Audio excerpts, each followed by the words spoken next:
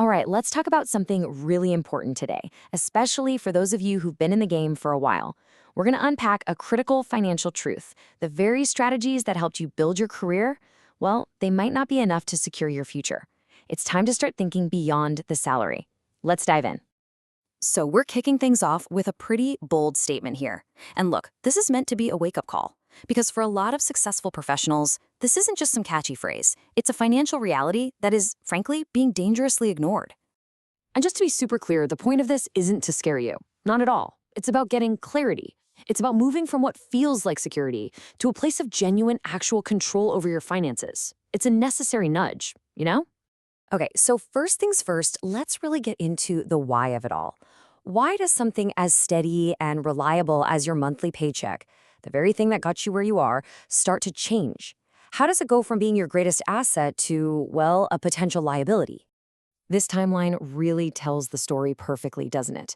When you're 25, that salary is all about growth. The arrow is pointing straight up. Then when you hit your 30s, it brings stability. You know, the house, the family, all that good stuff. But you've got to look at what happens after 40. That same pillar of support, it starts to become a real risk if it's the only thing you're standing on. And here's why that risk becomes so real. Once you're past 40, your financial responsibilities are usually at an all-time high. We're talking mortgages, kids' education, maybe helping out aging parents, and those expenses are pretty much non-negotiable. At the same exact time, your runway to bounce back from a job loss or a bad investment gets a whole lot shorter. And you know, the tough reality is that no matter how good you are at your job, it's never, ever 100% guaranteed. So this brings up a really crucial question we all have to ask ourselves. Are you actually planning your financial future, or have you just gotten really good at a high-income version of survival mode? Let's take a look at what that survival mode actually looks like. Does this little cycle here feel kind of familiar? The salary hits the bank account. Almost immediately, the automated payments for the mortgage, the car, and all the bills go right back out. You try to save what's left over. And your investments? A lot of the time, they're just reactions. A hot stock tip from a friend, or something you saw in the news. It's this endless loop that keeps you busy, but doesn't really get you anywhere. And yeah, that cycle has a name: financial survival.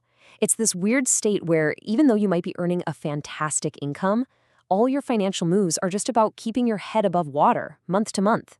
It's not about systematically building true long-term freedom.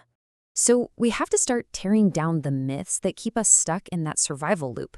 Because these ideas, they feel true, but they're not. A huge salary does not automatically equal financial security. Having decades of experience doesn't make you bulletproof against bad financial choices.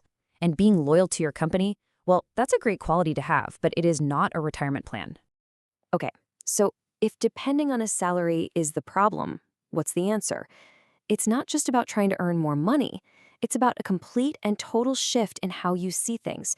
It's about moving to what we call an ownership mindset. This right here is the heart of it.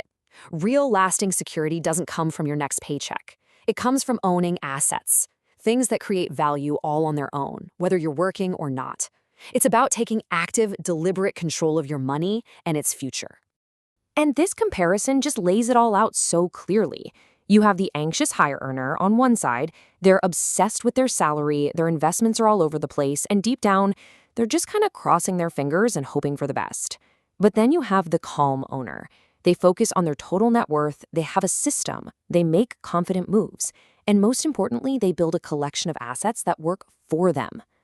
Seriously, let that one sink in for a minute. Your job title is what gets you the salary, sure, but your net worth, that's what gives you freedom. It's the real measure of your financial strength and independence. For the whole second half of your career, that's the number that really, truly matters. All right, let's bring this home and make it personal. We've talked about the ideas, but now it's time for a quick gut check. I'm going to ask you 3 questions. Just be really honest with yourself.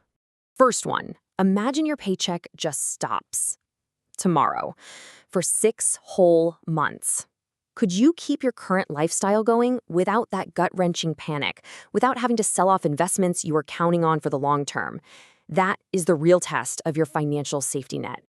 Okay, question number 2. Could you, right now, map out all of your investments? And I don't just mean what they are, but the actual strategic reason you own every single one of them. Or is your portfolio more like a random collection of things you've picked up over the years? And the last one, this is kind of the acid test. If you had to, could your assets right now generate enough cash to cover a decent chunk, let's say about a third of your monthly expenses?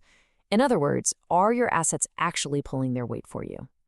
Now, if you found yourself answering no to any of those questions, please listen to this because it's the most important takeaway. It doesn't mean you're in a bad spot. It just means you don't have a map yet. You don't have a money problem. What you have is a clarity problem. And the great thing is, that's completely fixable with the right strategy and a little intention. And we'll just end on this one final thought. You're an expert in your field. You have spent decades becoming incredible at what you do. The only question left is, have you applied that same discipline, that same focus, that same dedication to mastering your own financial future? That's the real challenge, but it's also your greatest opportunity.